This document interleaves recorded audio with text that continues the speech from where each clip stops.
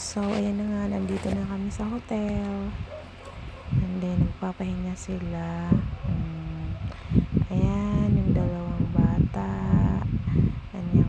At ang kanilang papa, syempre. Sila yung family donation ni Mr. Lim. So, bumili si Kuya Ed ng snacks nila bago sila maligo.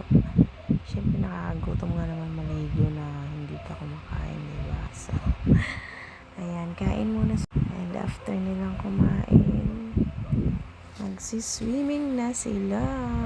Excited na yung dalawang bata. So, nakakatawa.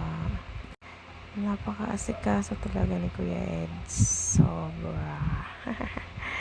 Kumakain sila.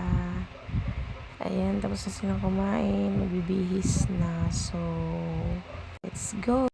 Ayan na. Kailangan mo na rin magpa-registered.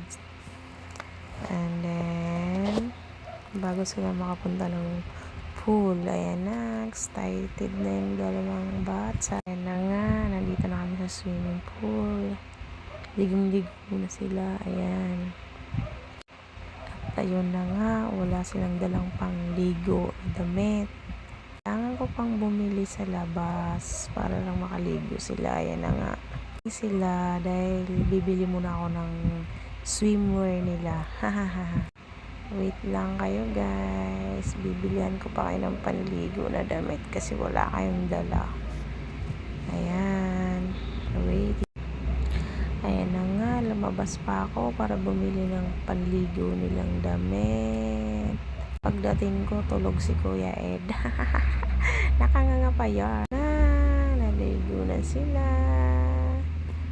Ayan, ang saya-saya nila dyan. Kahit dalawa lang silang naligo.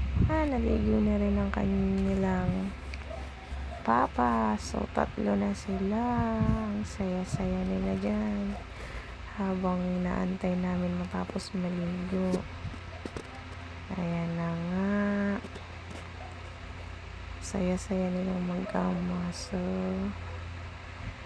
ang sarap tignan na napakasaya nila sa simpleng bag. Ayan na si Mr. Siyempre nandyan din si Mr. Lee.